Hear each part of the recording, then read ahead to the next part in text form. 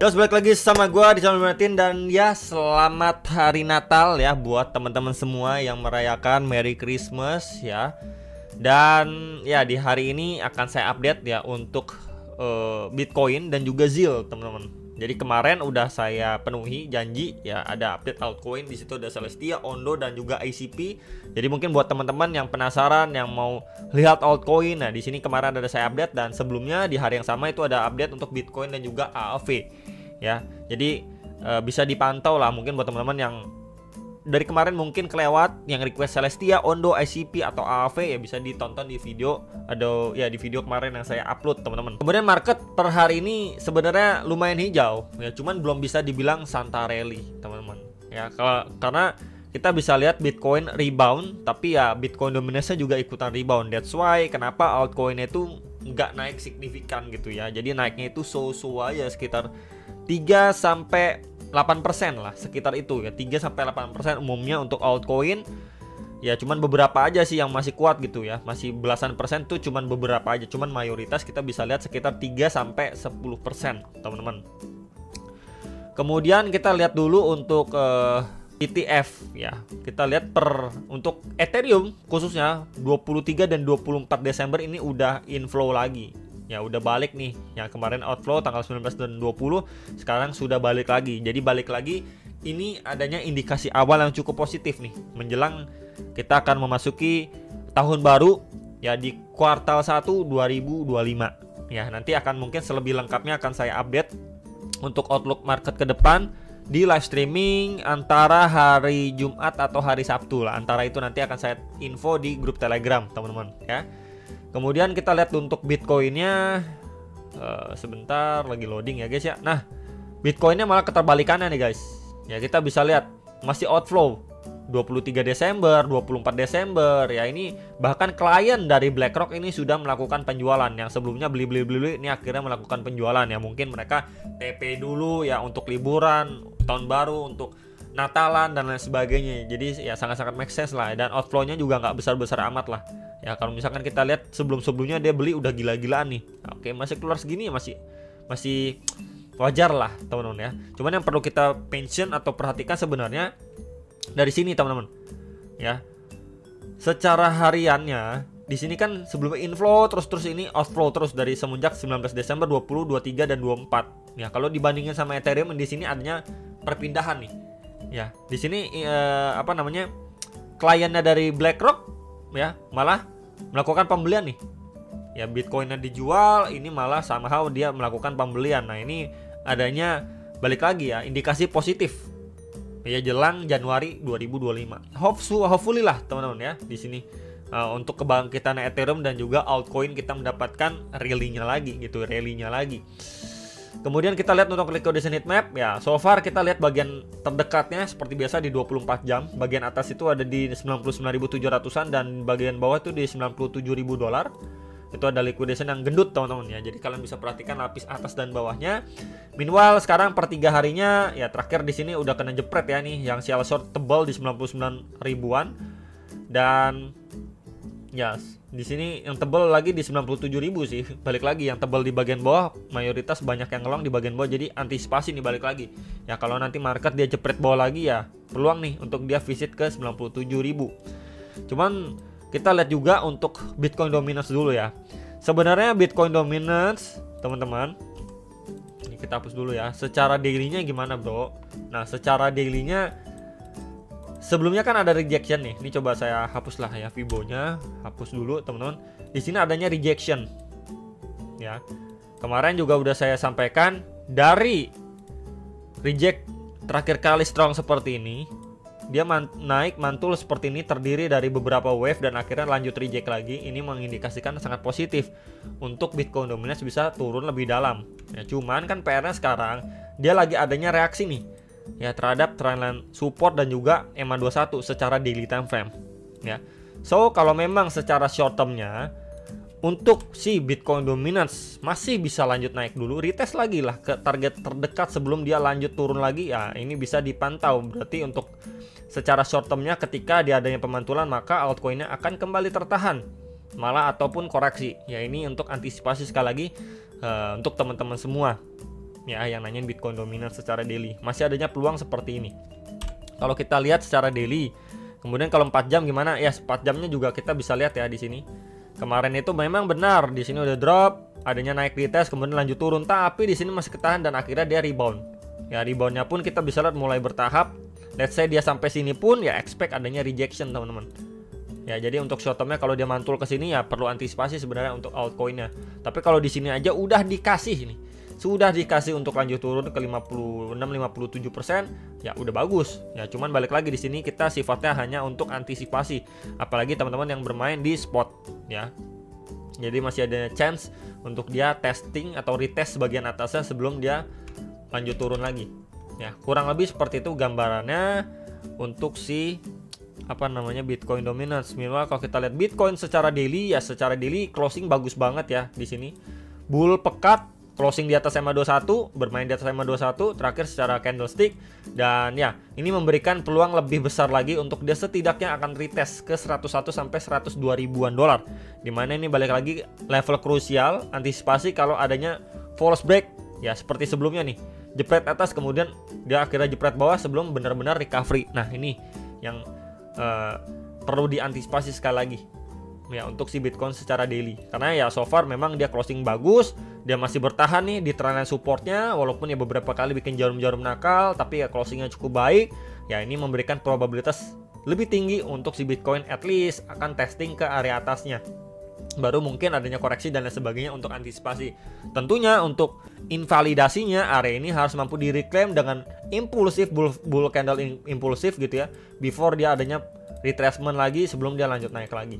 Ya kurang lebih seperti itu. Cuman ya balik lagi kalau misalkan teman-teman berharap banget nih altcoinnya sesegera mungkin untuk terbang-terbangan, ya Bitcoinnya dengan harapan sideway aja, ya nggak bikin new ATH tapi dia juga nggak breakdown, ya nggak dibikin lower low, sideway aja di situ-situ aja bermain. Let's say kayak gimana sih ya di 98 sampai 100 ribu, habis 100 ribu nanti koreksi lagi, habis 98 naik lagi, jadi sideway di situ-situ aja ya. Jadi dia ranging di sini kayak gini nih, ranging di sini-sini aja, yaitu memberikan ruang untuk altcoin.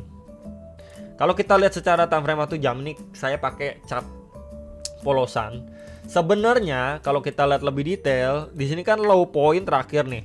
Ya, kalau kita tarik ke samping, dia tidak bikin lower low baru, teman-teman. Nih, ini kan low terakhirnya lah ya sebelumnya di sini. Ya, somehow market ini naik, wah, retracement dalam juga nih teman-teman ya, tapi dia nggak nyentuh even low sebelumnya dan nggak bikin lower low. Nah ini memberikan peluang sebenarnya untuk si Bitcoin bisa naik ke area yang lebih tinggi. Ya di sini kan tahanan sebelumnya ya, makanya dia adanya rejection, sangat wajar. Balik lagi teman, kalau kita lihat progres yang seperti ini, expect dia masih bisa lanjut naik. Ya setidaknya kalau kita lihat di lower time frame ada beberapa area krusial ya. Sebentar, nah di sini seperti area di 99.500, kemudian di sekitar area 101.000, kemudian nextnya lagi baru di 102.500, 102.800. Jadi ini beberapa obstacle strong untuk si Bitcoin. Ya setelah memang kalau kita lihat dia sudah break out terhadap trendline resistannya nih, dia break out dan ya sekarang dia lagi ranging sebenarnya sih, terbentuk di dalam sebuah triangle pattern dan masih di atas EMA21 nih. Tinggal kita lihat apakah langsung dikasih break ke atas, teman-teman, seperti ini. Oke, langsung di break ke atas untuk mengejar beberapa next area target, atau digocek-gocek dulu. Ya, dibikin breakdown dulu, ya grab likuiditas sebelum dia lanjut naik lagi. Ya, mungkin teman-teman yang sering trade nggak asing ya sama seperti ini. Oke, dibikin panik dulu, akhirnya balik rebound lagi. Ya, jadi jatuhnya fake out, teman-teman. Ya, ini perlu sekali diantisipasi dan diperhatikan. Dan kalau kita lihat secara internalnya ya, dari low ke high terakhirnya, dan ya pas nih golden ratio. Jadi seolah-olah kalau kita lihat secara chart pattern, wah ini bakal lanjut bearish nih, udah triangle-nya udah jebol. Ternyata kalau kita lihat secara keseluruhan di sini adanya tahanan Fibo 0,3 sampai 0,5 di sekitar 96.500 sampai 97.200-an dolar. So kalau saya tandain area ini, sekitar area ini sebelumnya menjadi area SNR tuh pada pergerakan si Bitcoin sebelumnya. Ya, jadi sekali lagi ini bisa menjadi referensi sebenarnya untuk teman-teman bisa pantau area-area ini gitu ya, untuk antisipasinya. Kalau memang dia dikasih breakdown dulu, retest sebelum mungkin akhirnya adanya kenaikan jelang akhir tahun ini ya.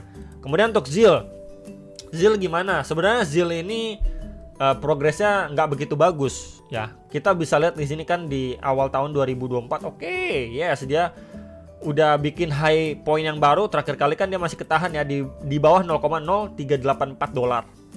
Harganya retrace ya sampai memang masih bertahan lagi nih di 0,0146 dolar nih. Ini adalah range support kuatnya untuk si ZIL. Bahkan waktu di bear market pun ya dia testing sampai area sini, teman-teman. Kita bisa lihat nih. Sayangnya di pertengahan 2024 dia jebol dan harus testing di next area target nih di sekitar 0,0093 sampai 0,01090 dolar. Ya bikin tail candle situ berarti kita bisa bilang adanya liquidity sweep di situ.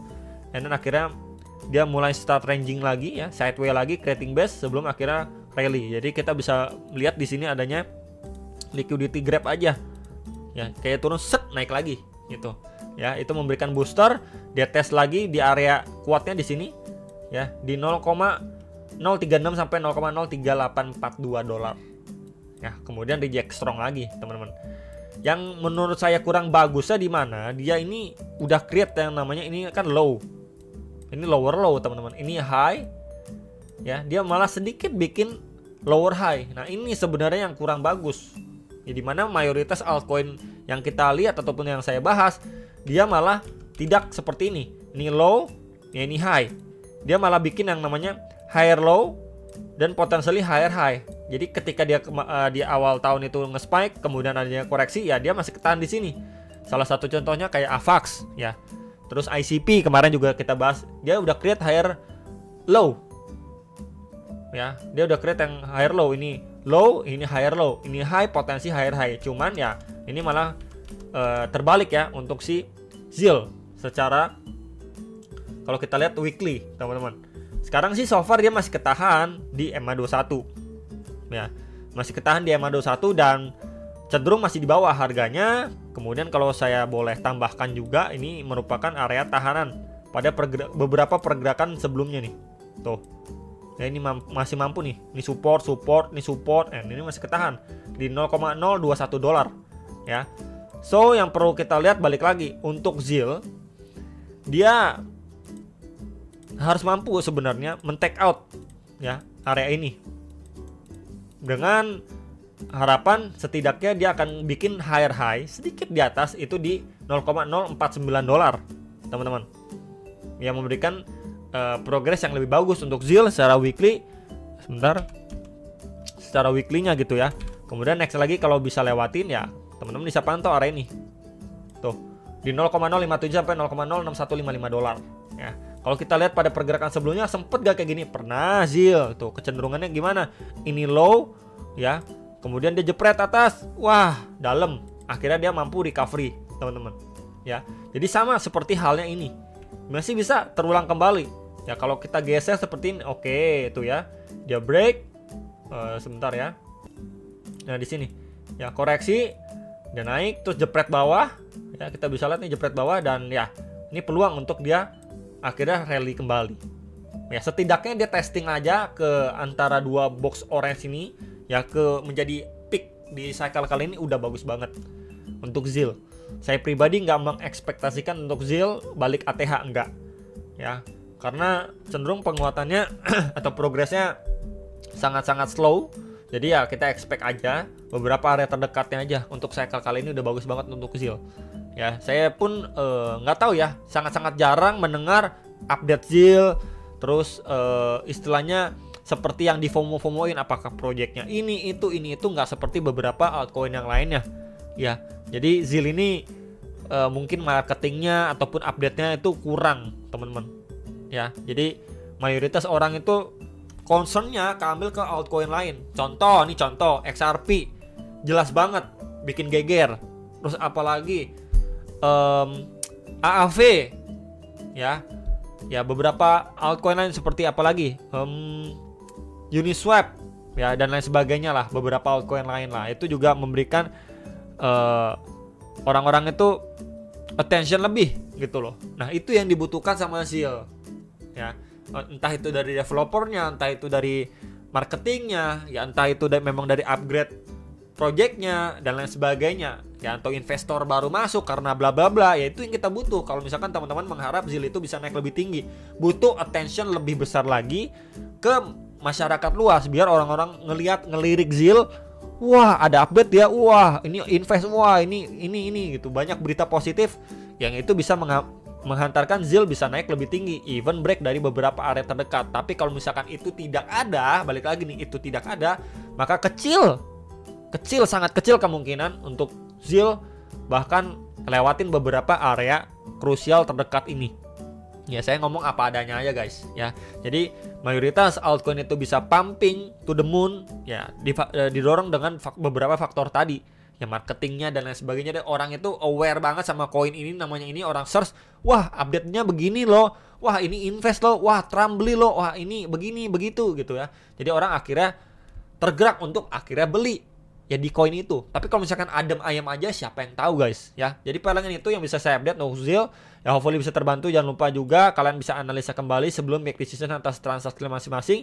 Dan ya sampai jumpa untuk next video. Salam profit, bye bye guys.